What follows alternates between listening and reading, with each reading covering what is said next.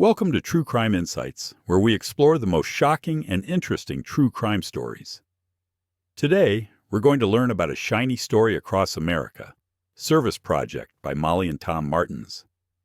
A story of love, betrayal, and a cruel conspiracy that leads to the tragic death of Jason Corbett, August 2, 2015, a quiet suburban home in Davidson County, North Carolina. What began as an ordinary night ended in unimaginable horror. A man lies lifeless, his head brutally bludgeoned.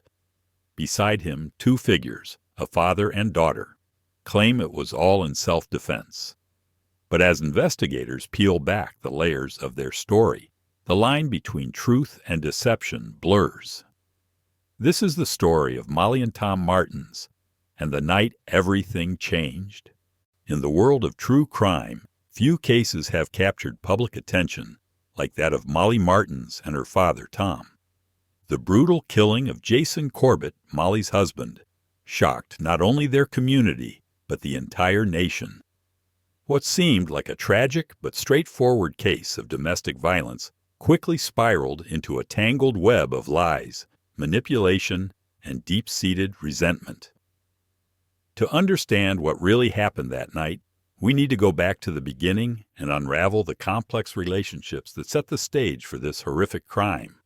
Jason Corbett was an Irish widower, a man who had already known grief with the loss of his first wife. Seeking a new start for himself and his two young children, he moved to the United States. That's where he met Molly Martins, young, vibrant, and eager to become part of his family.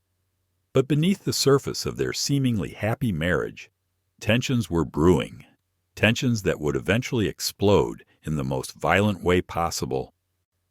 On that fateful night, a 911 call would shatter the silence of the neighborhood. Tom Martins, a former FBI agent, frantically reported that he had killed his son-in-law to protect his daughter. But as investigators began to piece together the events leading up to Jason's death, it became clear that this was no open and shut case of self-defense. What they uncovered was a story of deep-seated fear, control, and betrayal, where the lines between victim and villain are anything but clear. The picture-perfect image of the Martins family began to crack as the investigation delved deeper. Jason, a devoted father, was fighting for custody of his children, a battle that was fraught with tension. Molly, once seen as a loving stepmother, was portrayed as a woman under immense pressure that could have driven anyone to the edge. And Tom Martins, a man with a career in law enforcement, now found himself on the other side of the law, his actions that night under intense scrutiny. As the legal battle unfolded, shocking revelations came to light, secrets that had been buried deep within the family dynamic. What really happened that night? Was it an act of desperation or something far more sinister? Join us as we unravel the chilling case of Molly and Tom Martins, a story where nothing is as it seems, and the truth is more terrifying than fiction. Behind every crime, there are real people, with real lives, relationships, and secrets. To truly understand the tragedy of Jason Corbett's death, we need to delve into the lives of those involved: Molly Martins, her father Tom Martins, and Jason Corbett himself. Who were they? And what drove them to that fatal night in August 2015? Our story takes place in Davidson County, North Carolina, a picturesque town where neighbors greet each other with smiles, and life moves at a gentle pace. It was here, in this peaceful setting, that Jason Corbett hoped to build a new life for his family. But beneath the surface of this idyllic community, tensions were simmering, tensions that would eventually boil over into violence. Jason Corbett was a man familiar with loss. Originally from Ireland, Jason was a loving husband and father. His world was shattered when his first wife, Mags, tragically passed away, leaving him to raise their two young children alone. Determined to give his kids the best life possible, Jason decided to move to the United States, where he believed new opportunities awaited them. Enter Molly Martins, a young woman from a well-respected family. The daughter of Tom Martins, a former FBI agent, Molly grew up in an environment of discipline and high expectations. By all accounts, she was a bright and vivacious woman, eager to find her place in the world. But Molly's life was far from perfect. Struggling with personal insecurities and failed relationships, she was searching for stability and purpose when she met Jason Corbett. Their meeting seemed like fate. Jason, still grieving and trying to rebuild his life, found comfort in Molly's affection. And for Molly, Jason was the answer to her prayers, a man who could offer her the family and stability she longed for. It wasn't long before the two were married, and Molly moved into Jason's home in North Carolina, taking on the role of stepmother to his two children. But the reality of their life together was far from the dream Molly had imagined. The responsibilities of motherhood weighed heavily on her, and the relationship between her and Jason began to strain. Friends and family noticed the tension, but no one could have predicted just how deeply those cracks would run. Behind closed doors, a storm was brewing, fueled by jealousy, control, and unmet expectations. Tom Martins, Molly's father, was a man who had spent his career upholding the law. A seasoned FBI agent, Tom was known for his sharp instincts and strong sense of duty. But when it came to his daughter, Tom was more than just a protector. He was fiercely loyal, willing to do whatever it took to keep her safe. As tensions escalated between Jason and Molly, Tom's involvement in their lives grew, culminating in the tragic events that would change all their lives forever. The relationship between Jason, Molly, and Tom was complicated, filled with unspoken fears and unresolved conflicts. Jason's determination to maintain custody of his children clashed with Molly's desire for control, and Tom's protective instincts for his daughter only added fuel to the fire. These tensions simmered under the surface, building up to that fateful night where everything would come to a head. In the days leading up to August 2, 2015, the atmosphere in the Corbett household was thick with tension. What had started as minor disagreements had grown into full-blown arguments, with Molly and Jason clashing over the future of their marriage and the custody of Jason's children. It was clear that something had to give, and tragically it did. As we move forward, we'll explore the events of that night in detail, the confrontation, the violence, and the aftermath. But to truly understand what happened, we must keep in mind the complexities of the relationships at play, the fears that drove each of them, and the tragic outcomes that ensued when those fears were finally unleashed. August 2, 2015, just after midnight. The quiet of the night was shattered by a frantic 911 call from a house on Panther Creek Court. Tom Martins, voice trembling, told the operator that he had killed his son-in-law, Jason Corbett. The reason? He claimed it was to save his daughter, Molly. But when law enforcement arrived at the scene, the truth proved to be far more complex and disturbing. The Corbett home was a typical suburban house, the kind of place where neighbors wave to each other and children play in the yard. But on this night, it had become a crime scene. When officers entered the home, they were met with a gruesome sight. Jason Corbett's body lay on the floor of the master bedroom, his head brutally beaten. Blood spattered the walls and floor, evidence of a violent struggle. Nearby, a metal baseball bat and a concrete paving stone, the weapons that ended Jason's life, were found, both stained with blood. Tom Martins and Molly were still in the house when police arrived. Tom, a former FBI agent, was calm but visibly shaken, recounting how he had heard a struggle from downstairs and rushed up to find Jason attacking Molly. He claimed he had no choice but to intervene, using the bat to strike Jason in a desperate attempt to save his daughter. Molly, on the other hand, was hysterical, her face bruised and tear-streaked, supporting her father's account of the events. The initial assessment by law enforcement seemed to support Tom and Molly's version of events, a tragic case of domestic violence that escalated into a fatal confrontation. But as investigators began to collect evidence and piece together the timeline, inconsistencies started to emerge. The extent of Jason's injuries, the number of blows he received, and the placement of the blood stains all suggested that this was not just a struggle for survival, but something far more deliberate. The blood spatter analysis revealed a chilling detail. The blows to Jason's head were not all delivered in the heat of the moment. Some were struck while he was already down, possibly unconscious, indicating an intent to kill rather than just defend.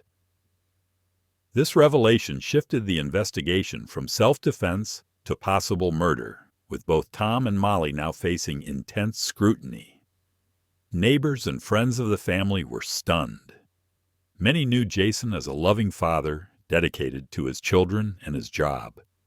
The idea that he could be a violent abuser was hard for them to believe. On the other hand, Molly had often shared stories of feeling unsafe and threatened by Jason, painting a picture of a troubled marriage behind closed doors. But was this the whole truth or a carefully crafted narrative?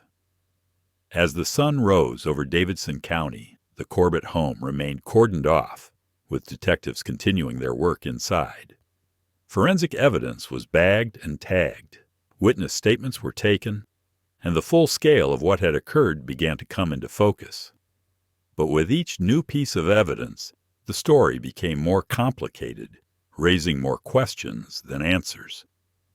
Was this really a case of self-defense, or was there something more sinister at play? One thing was clear. The events of that night were not as straightforward as they first seemed. The discovery of Jason's bloodied body, the conflicting testimonies from Molly and Tom, and the mounting forensic evidence pointed to a much darker possibility. Investigators knew they had to dig deeper to uncover the truth hidden beneath the layers of fear, loyalty, and deception. The metal baseball bat, once a simple household item, had become a symbol of the violence that erupted that night. But it was also a key piece of evidence that would either confirm or contradict the Martin story. As detectives analyzed every detail, they began to question not just what happened, but why it happened. Was it really self-defense, or had the Martins planned this all along? The next steps in the investigation would be crucial. Detectives needed to unravel the timeline, examine the motives, and confront the inconsistencies in Tom and Molly's accounts. What they would discover would shock not only the investigators, but the entire community as the case took a dramatic turn, revealing the tangled web of lies and deceit at its core. With the crime scene secured and the initial statements from Molly and Tom Martins taken, investigators knew they had a complex case on their hands. The story they were told seemed straightforward, a father protecting his daughter from a violent husband. But as they dug deeper, a much darker and more complicated picture began to emerge. The first step in the investigation was to meticulously piece together the events of that night. Detectives began by examining the physical evidence, the blood spatter patterns, the positioning of the body, and the weapons used. What they found was troubling. The blood evidence suggested that Jason Corbett was struck multiple times while he was on the ground, indicating that the attack continued even after he was incapacitated. This discovery raised serious doubts about the Martins' claim of self-defense. If Jason was already down, why continue to strike him? The pattern of the blows, coupled with the sheer force required to cause such injuries, suggested an intent to kill rather than to protect. This critical piece of evidence began to shift the focus of the investigation from self-defense to possible premeditated murder. As the investigation progressed, detectives started to piece together the dynamics within the Corbett household. They spoke to neighbors, friends, and colleagues, anyone who might shed light on the relationship between Jason, Molly, and Tom. What they found was a story of a troubled marriage, filled with tension and unresolved conflict. But there were also whispers of something more sinister. Some acquaintances of the family mentioned that Molly had spoken of her fear of Jason, but others hinted at her manipulative tendencies, raising the question, who was the real aggressor? Molly Martins, when questioned, maintained her story. She painted a picture of a woman trapped in a violent marriage, living in constant fear of her husband. She described Jason as controlling and abusive, claiming that the events of that night were the culmination of years of torment. But as detectives delved into her past, a different narrative began to surface, one of a woman who struggled with rejection and failure, and who might have seen Jason's children as her own, becoming increasingly desperate to keep them in her life. Tom Martins, a man with years of experience in law enforcement, knew how to handle an interrogation. His account of the events was methodical, almost rehearsed. He described how he had heard the sounds of a struggle from downstairs and rushed to the bedroom, finding Jason choking Molly. He insisted that his actions were purely instinctive, driven by the need to save his daughter's life. But detectives couldn't shake the feeling that there was more to the story, especially considering the brutal nature of the attack. Then came the discovery that would turn the case on its head. A series of emails and text messages exchanged between Molly and her father in the days leading up to the murder. In these communications, Molly expressed her fear of losing custody of Jason's children and her desperation to keep them. She talked about how Jason was planning to take the kids back to Ireland, and how she couldn't bear the thought of being separated from them. Tom's replies were supportive, but there was an undercurrent of something more, a shared resolve, almost as if they were planning something together. These messages raised a chilling possibility that Molly and Tom had not only anticipated a confrontation with Jason, but may have been preparing for it. The language they used, the tone of their exchanges, all pointed to a premeditated plan to eliminate the threat Jason posed to Molly's relationship with the children. This revelation shifted the investigation from one of self-defense to conspiracy and murder. As detectives continued to gather evidence, a pattern began to emerge, one of control, fear, and a deep-seated desire to maintain power over Jason's children. Financial records showed that Molly was heavily reliant on Jason's income, and there were indications that she was worried about her future if the marriage ended. Interviews with Jason's family in Ireland revealed that he had been considering a move back home, taking the children with him. This was a prospect that Molly simply couldn't accept. What we see in this case is a classic example of what psychologists refer to as coercive control. It's a situation where one person uses manipulation, threats, and sometimes violence to dominate another. In this context, Molly may have felt that her entire identity and future were tied to Jason's children. The fear of losing them, combined with her own insecurities and Tom's protective instincts, could have driven them to consider extreme measures.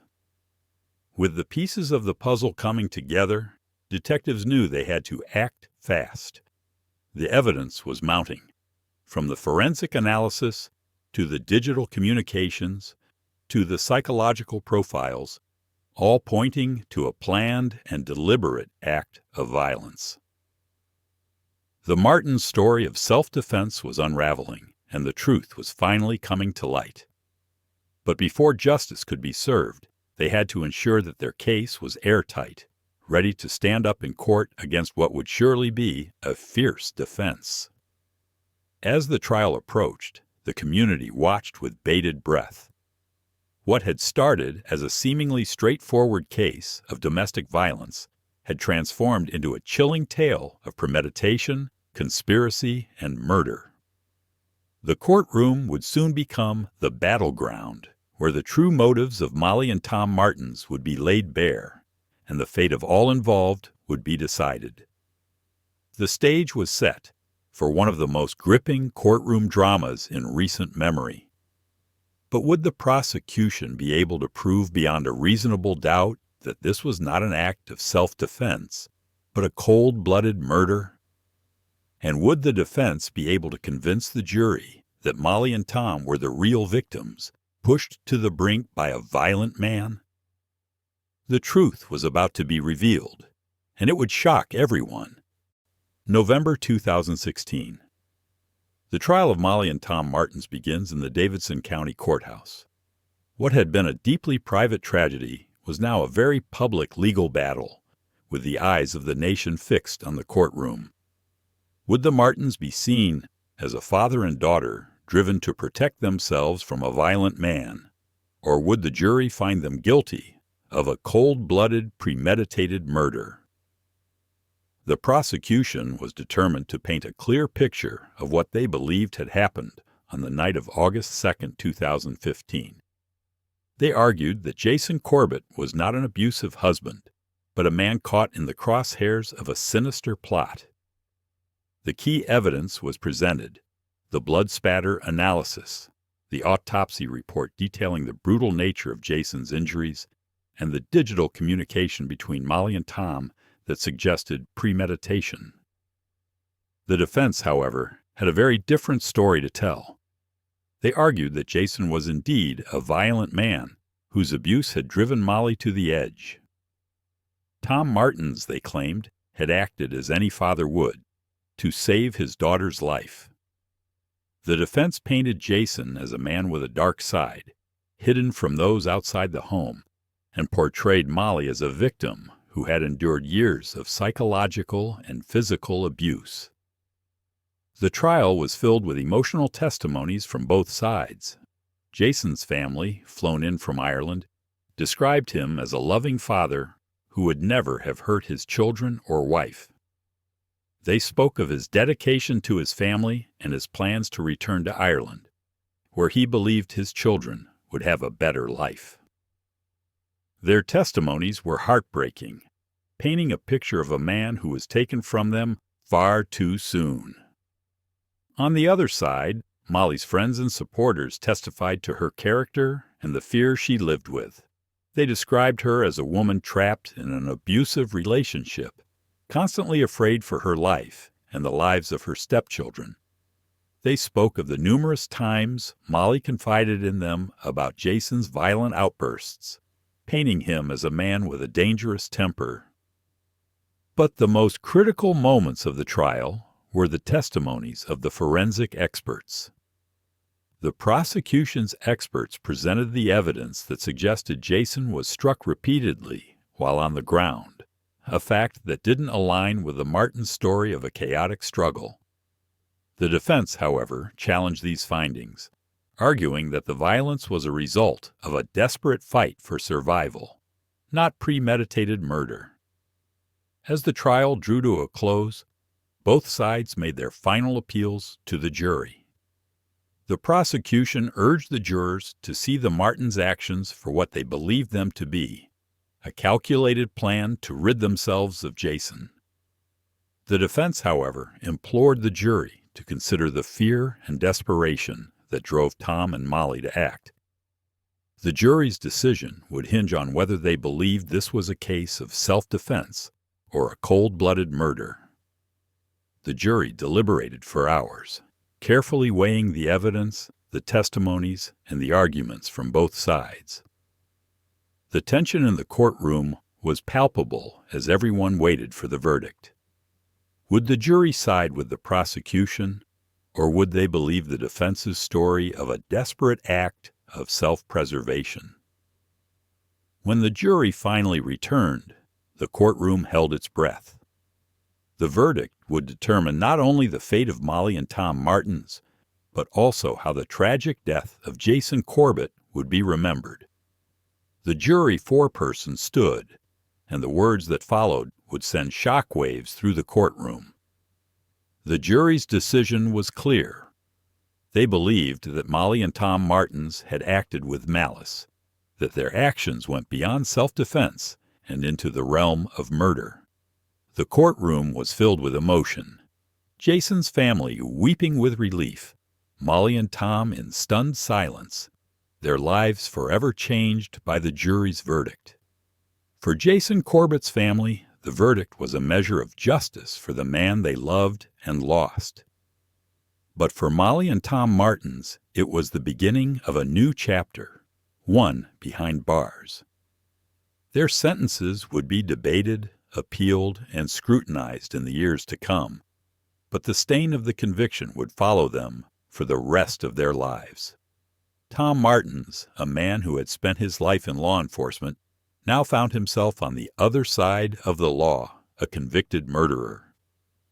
The trial of Molly and Tom Martins was a reminder of the complexities of the human psyche, the lengths people will go to protect what they love, and the thin line between victim and perpetrator. As the dust settled, one thing was certain. The truth, though delayed, had finally come to light. With the verdict delivered and the trial concluded, the story of Molly and Tom Martins and the tragic death of Jason Corbett had reached its legal end. But the aftermath of the case would continue to reverberate, leaving lasting impacts on everyone involved. From the families torn apart to the community that watched in shock as the truth unfolded. For Jason Corbett's family, the guilty verdict brought a sense of closure, though the pain of their loss would never fully heal. Jason's children, Jack and Sarah, returned to Ireland to be raised by their aunt and uncle, surrounded by the love of their extended family. They would grow up far from the place where their father lost his life, but his memory would remain a guiding force in their lives. For Molly and Tom Martins, the guilty verdict marked the beginning of a new chapter, one behind bars. Their sentences would be debated, appealed, and scrutinized in the years to come, but the stain of the conviction would follow them for the rest of their lives. Tom Martins, a man who had spent his life in law enforcement, now found himself on the other side of the law, a convicted murderer. The case of Molly and Tom Martins was extraordinary in many ways. It highlighted the complexities of domestic relationships, the challenges of determining truth in cases of alleged abuse, and the legal battles that ensue when the line between self-defense and murder is blurred. The appeals process is ongoing, and it's possible that we may see new developments in the years to come. The house where the tragedy took place stands as a silent witness to the events that transpired within its walls. Once a home filled with the laughter of children, it is now a reminder of a life cut short, a family shattered by violence. The community in Davidson County, too, has felt the impact of the case, grappling with the reality that such horror could unfold in their midst. In Ireland, where Jason Corbett's story began, his memory lives on. His family and friends remember him not as the victim of a tragic crime, but as a devoted father, a loving brother, and a man who fought to give his children the best life he could. They've worked to preserve his legacy, sharing his story as a cautionary tale of trust, betrayal, and the pursuit of justice. The case of Molly and Tom Martins has become a landmark in true crime history, a case study in the complexities of human relationships and the dark places they can lead. It has sparked debates on the legal definitions of self-defense, the psychological effects of coercive control, and the lengths people will go to protect their loved ones or themselves.